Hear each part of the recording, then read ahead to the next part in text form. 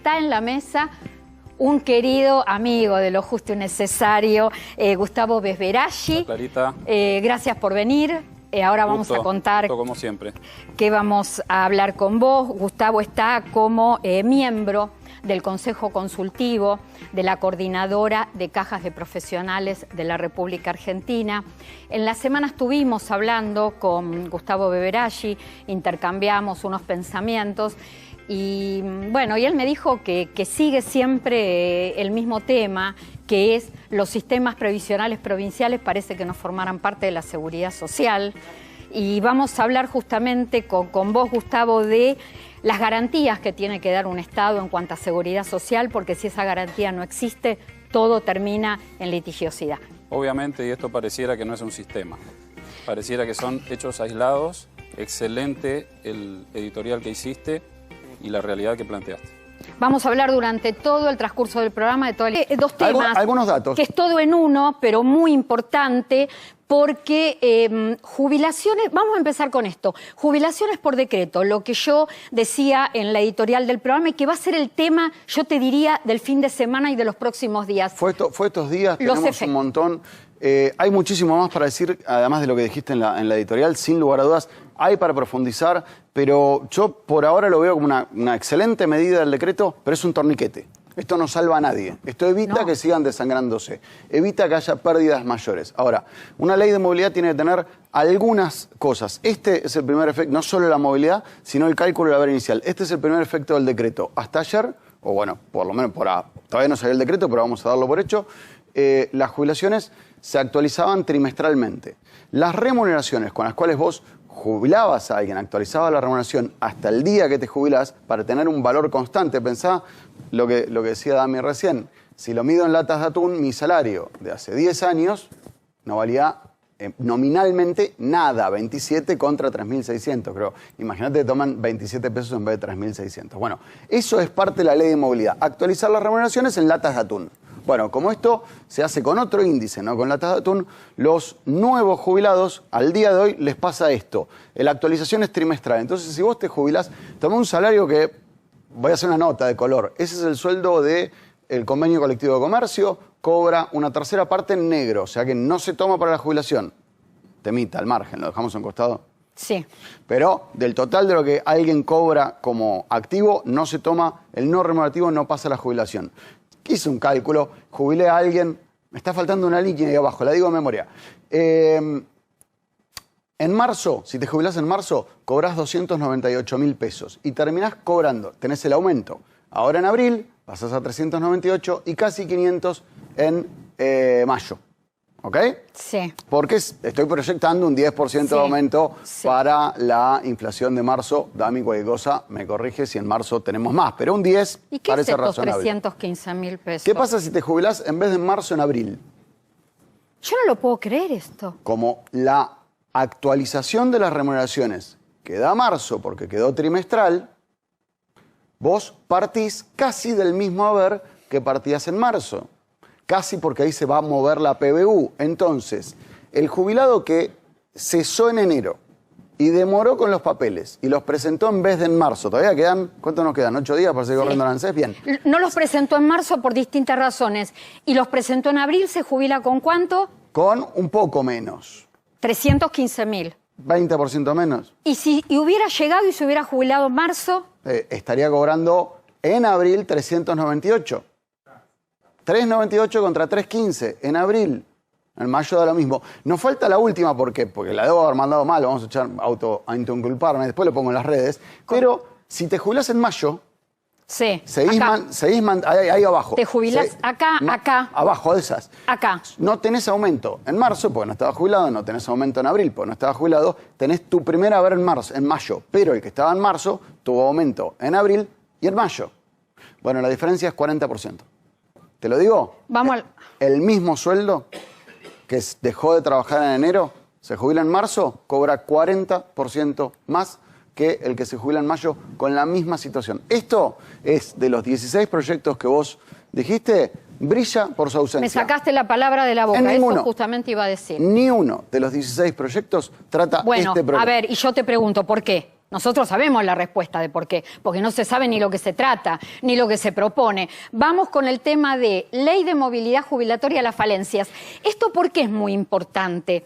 Porque siempre se discute o cada gobierno viene y dice, bueno, hay que modificar la fórmula jubilatoria porque la que encontramos no sirve. Ahora, ¿la solución es modificar la fórmula jubilatoria o vos tenés que modificar la fórmula jubilatoria, el sistema previsional, el decreto no soluciona, la movilidad jubilatoria tiene falencias? ¿Cómo ordenás todo esto? Clara, la ley de movilidad jubilatoria tiene otros objetivos aparte de la movilidad. Si vos no tenés bien calculado el salario inicial, tu primer promedio de remuneraciones, que nos tenemos que ir mucho tiempo para atrás, ¿cómo te vas a jubilar bien? ¿Qué importa si a mí me mantienen bien la jubilación por movilidad futuro si empiezo cobrando un 30% de mi sueldo? Eso es todo parte de la ley de movilidad. Permitime hacerlo participar a Gustavo Beberaggi. Estás atentamente escuchando todos estos planteos y estas explicaciones de Adrián. Tu análisis. Salgo de la vaina de poder participar. Les voy a recordar un poquito de historia antigua. ¿Te acordás cuando hablábamos de reforma previsional, laboral e impositiva? Bueno, lo que están diciendo es eso. Es imposible tocar una sola de las tres cosas sin pensar la afectación que tiene en cada uno de los otros ámbitos. Entonces, no podemos seguir dibujando esta cuestión. Pasaron más años, los jubilados son nuevos, no son los mismos de antes, ¿eh? Y no nos olvidemos, perdón, de los trabajadores activos, que son con los que se compromete el sistema a futuro, y ya le está planteando un panorama bastante complejo por la situación de en qué monto aporto realmente y participo como futuro jubilado. Entonces, la coyuntura es obviamente muy necesaria, el tomar decisiones instantáneas muy necesario, pero acá hay una sola y única palabra que se llama planificación. Sin lugar a dudas. A ver, estamos de acuerdo que esto fue, yo le dije torniquete. Ok, esto es de emergencia, lo solucionamos lo urgente ahora, pero el enfermo sigue en Está bien, terminal. Por eso, que lo urgente, y era lo que yo decía en la editorial, que lo urgente no termine tapando lo importante, porque eso es lo que suele ocurrir en la Argentina. Se está resolviendo algo urgente, pero vos tenés, mientras tanto, muchas falencias. Mi mensaje amable a los legisladores de siempre, con el tono que me gusta. Muchachos, a las cosas. Se están olvidando de un par. Una de las cosas que se olvidaron es dar movilidad futuro no soluciona ningún problema. Soluciona el problema del tipo que se jubiló hoy bien. No existe ese señor. Lo primero que tiene que hacer una ley de movilidad es mantener el poder adquisitivo. Lo hicieron, estamos más o menos bien a futuro y demás. Esto que dijiste vos, Clara, en la editorial, que nos peleemos por enero. 7% más. Nos peleamos por enero. Y todo esto nos peleamos por enero. Pero te estás olvidando de un 112%, ¿sí? Claro. Si los legisladores me dicen que ahora hay que poner una cláusula gatillo cuando la última vez que lo discutieron en el recinto las mismas personas, exactamente los mismos diputados que dijeron que no había que tomar inflación, ahora se dieron cuenta de sí, bueno, otro problema. Pero se olvidan de que de 2017 a 2023 los jubilados perdieron 54% de su haber jubilatorio. Vamos muy, pero muy, muy mal. Esto es lo básico que tendría que tomar. Puse periodicidad, lo digo al pasar. Me encantaría tener un país en donde nosotros no tengamos como problema todos los meses esto. Entonces, si vamos a tener una ley que dure, no sé, más de 5 meses, más de 10 meses, más de 10 años, tenemos que pensar en que esta ley tiene un aumento mensual ahora y el año que viene lo vamos estirando, lo vamos haciendo para un país más normal. Estas son Adrián, las cosas que tenemos que pensar. Gracias. Ahora seguimos y por supuesto le queremos preguntar a Gustavo Beberaggi, que representa a los sistemas previsionales provinciales que muchas veces no son consultados, o la idea que a veces nos queda o la sensación como que no formaran parte de la seguridad social. La seguridad social debe estar garantizada por cualquier Estado y cuando esas garantías no existen se abre la puerta a la litigiosidad, a la demanda y por supuesto a los desacuerdos que la gente tiene con lo que debe ser una garantía y que se la debe dar el Estado. Obviamente Gustavo, es uno de los derechos constitucionales más representados, el de la seguridad social, y la realidad de la falta de equidad y de coordinación entre todos los sistemas es permanente. La visión desde el Estado Nacional y la falta de consideración muchas veces en la toma de decisiones sobre cómo van a afectar estas definiciones coyunturales a cada momento en el resto de los sistemas está perfectamente visible. La necesidad de un debate, de una apertura, la falta de enriquecimiento de las ideas que plantea Adrián, de cuestiones que están en el 2+2 de la seguridad social. Cualquier artículo básico contiene explicaciones muy necesarias y entendibles como para saber cómo funciona la sustentabilidad a futuro, las consideraciones actuariales, pensar cómo realmente va a funcionar esto a futuro con una nueva mecánica laboral para los jóvenes. ¿Qué le estamos ofreciendo a los jóvenes que participan de los sistemas? Aparte de lo que vos decías, Gustavo, me parece que es lo clave. Acá, todo se tiene que plantear en el Parlamento, pero cuando se plantea tiene que ser desde el conocimiento y desde la planificación. Pero aparte desde el debate público, la incidencia que tiene la seguridad social en la vida diaria de todos nosotros es muy importante. Es muchísima, porque uno lo asocia solo al tema previsional. Y la seguridad social no es solo eso. No, y termina siendo un bien de cambio, pareciera, de un presupuesto de la parte de economía a nivel nacional, sin pensar esas consecuencias que tiene en cada uno de nosotros y que por desconocimiento la sociedad, como vos decís, no evalúa y no puede participar de estas decisiones. Es sujeto a las decisiones momentáneas de cada gestión política que cada vez lo va acotando más y obviamente llega cada vez más tarde en las decisiones. Vos lo decías, tomamos decisiones que ya están retrasadas en porcentaje para poder obtener un beneficio acorde. Entonces, claro, obviamente, y que lleva a los gobiernos a terminar resolviendo el tema por la urgencia. Solamente, y mal resolviendo. Y mal resolviendo, en muchas cuestiones mal resolviendo. Vamos a seguir hablando, y vamos a seguir hablando con Gustavo Beberaggi acerca de los sistemas previsionales provinciales, pero específicamente quiero que me cuentes cómo está la situación hoy de los profesionales, de las cajas de profesionales de la Argentina. La verdad que el conjunto de los sistemas provinciales estamos complicados, no solo las cajas públicas provinciales que hoy no están recibiendo las transferencias de fondos de nación. Y en el caso de las cajas profesionales, la situación del trabajo de los profesionales está generando una afectación muy grave en nuestras instituciones. Muchas de estas profesiones también están afectadas por los decretos de necesidad de urgencia, recortando en algunos casos incumbencias y espacios de trabajo muy necesarios y arraigados. Para darte un ejemplo, el parate de la obra pública, en todo lo que tiene que ver con profesiones como la mía, que tenemos relación con eso, ha afectado en una recaudación aproximada entre el 60 y 70%. Claro. Vamos a recordar que nosotros somos sistemas puramente contributivos, o sea, construimos la seguridad social exclusivamente desde el aporte de cada uno de los trabajadores que participan. No tenemos ningún tipo de incidencia sobre fondos públicos, por lo cual toda esta situación nos está llevando a una situación grave, a una visión bastante negativa del momento, pero que bueno, esperemos que podamos salir de esto muy rápido y que se pueda recuperar la capacidad laboral. Perdón, Adrián, Gustavo, si vos querías sumar algo. Sí, estaba acá haciendo señas.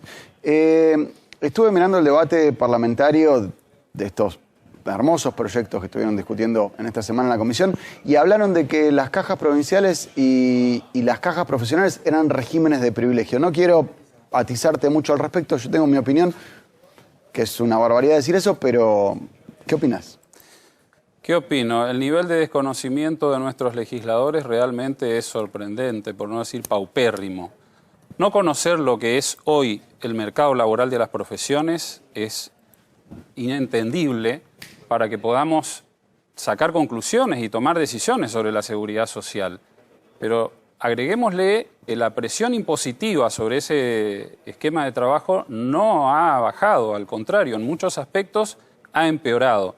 Entonces, creer que esto es un privilegio, bueno, yo entiendo mal lo que es la palabra privilegio o lo que están interpretando nuestros legisladores, no es lo que deberían para poder tomar las decisiones adecuadas en un parlamento que, vuelvo a insistir, está abierto al debate interno, pero no está abierto a la participación colectiva de toda la ciudadanía en la toma de decisiones que nos inciden mucho en nuestra vida diaria, no solamente a los trabajadores independientes, grandes olvidados de todas estas situaciones, sino a todos. Y como decías vos, Clara, hoy, en un mundo en el que conviven 4 generaciones juntas por primera vez. Las 4 generaciones pueden ver la realidad y el impacto que tiene en la Argentina cada una de las decisiones mal tomadas en todas nuestras gestiones Gustavo, públicas. ¿cuántos profesionales representa o están representados detrás de las cajas de profesionales del país? Las 79 cajas profesionales que existen hoy en el país representan aproximadamente entre 800 y 900 mil trabajadores independientes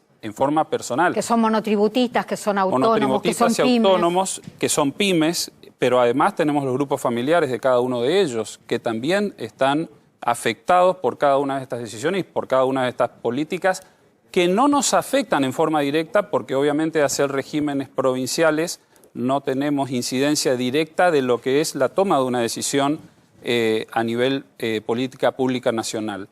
Pero sí hace la inequidad de los sistemas y ciudadanos somos todos, convivimos en los mismos ámbitos, entonces no hay por qué generar disgregación entre las decisiones que se toman para unos y otros, porque obviamente ese mismo trabajador trabaja como profesional, como docente en una universidad pública y quizás como asesor dentro de un ámbito de un Estado provincial, por lo cual participa de todos los sistemas y debería tener un mensaje unívoco y una tranquilidad para poder el día de mañana recibir un beneficio acorde. Te pregunto lo último. En toda esta movida parlamentaria, idas y vueltas, estos desacuerdos o a veces acuerdos que tienen los gobiernos con el poder legislativo, ¿ves en esta etapa, ves en estos días que se están ocupando de ustedes?